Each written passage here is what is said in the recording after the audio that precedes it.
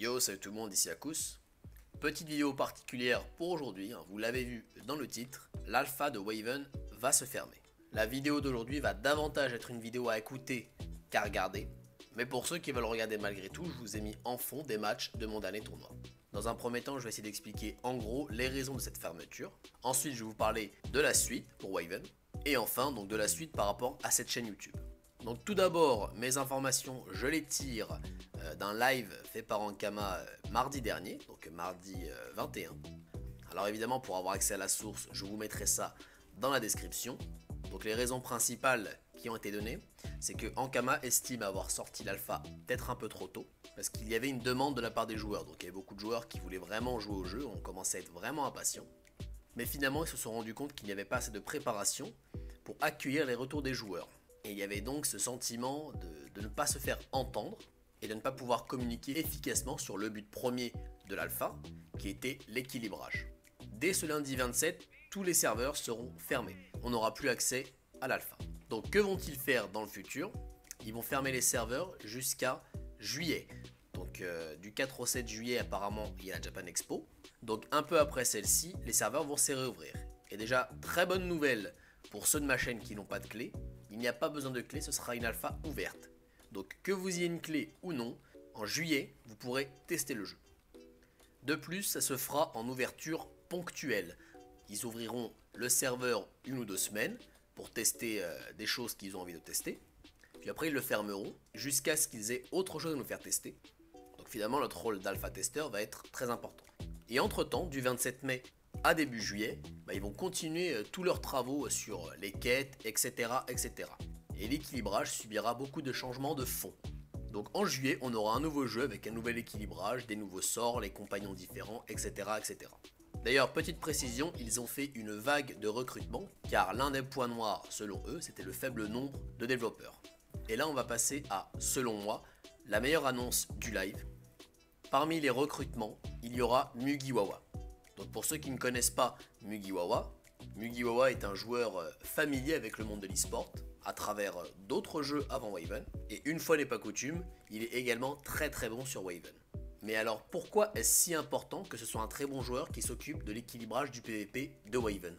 Je vois deux raisons à cela. La première, c'est que étant donné qu'il a beaucoup travaillé le jeu, il connaît sa richesse, il sait à quel point le jeu est profond. Et on est sûr que ce ne sera pas un game designer qui fera l'écueil de croire que Waven est un jeu simpliste dénué de stratégie.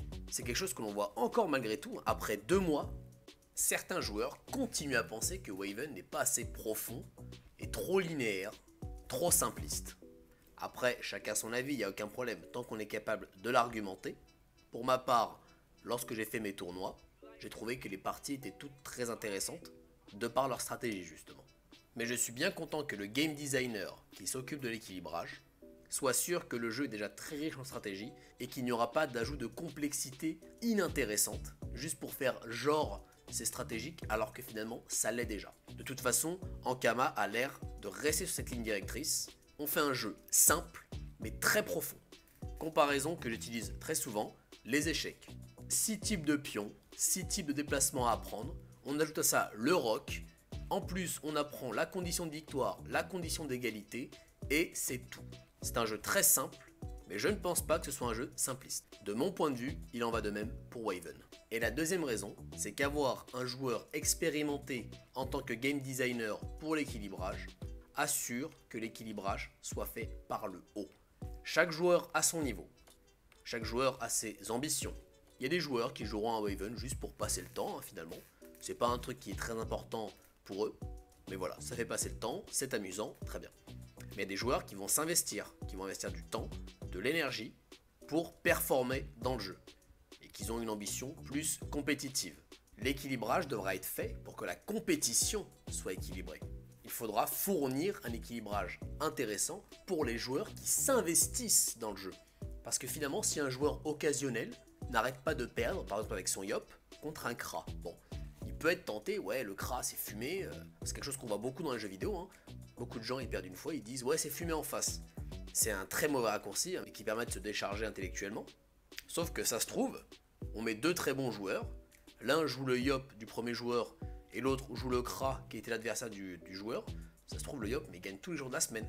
C'est juste que le joueur occasionnel ne se sera pas investi assez dans le jeu pour avoir une vision plus globale de ce qui est fort et de ce qui est faible. Ça se trouve avec un petit peu d'investissement, il va se poser les bonnes questions, comprendre pourquoi est-ce qu'il n'arrête pas de perdre, essayer de changer un petit peu son deck, sa façon de jouer, et il se peut qu'à force il arrive à battre des cras beaucoup plus facilement. C'est juste qu'étant donné que le jeu n'est qu'un passe-temps pour lui finalement, il n'a pas envie de faire cet effort, de se poser des questions, de se remettre en question, et il va juste dire le cra, c'est fumé. Il me semble primordial de ne surtout pas prendre en compte ce genre de retour pour équilibrer un jeu qui se veut compétitif. Et ça, Mugiwawa l'a très bien compris. L'équilibrage du jeu sera donc pensé de telle sorte à ce que la compétition soit équilibrée. Pour terminer sur le recrutement de Mugiwawa, depuis tout à l'heure j'utilise le pseudo Mugiwawa, mais je rappelle que celui-ci n'est que le pseudo du joueur. Quand il sera game designer, il aura un autre pseudo en tant que game designer. Et ce sera à nous de bien faire la différence entre le joueur et le game designer. Donc concernant le devenir de ma chaîne, donc je rappelle les deux principaux buts de celle-ci. C'était de fournir à ceux qui n'avaient pas encore de clé alpha un moyen de tenir finalement jusqu'à la sortie du jeu, donc en proposant 3 vidéos de gameplay par semaine, mais aussi pour donner l'envie aux joueurs qui ont déjà une clé de tester des choses différentes. Au moins pour donner des idées aux joueurs qui seront peut-être un peu moins créatifs. Et ça dans le but de jouer plus de choses et d'avoir une meilleure vision de ce qu'il faut équilibrer.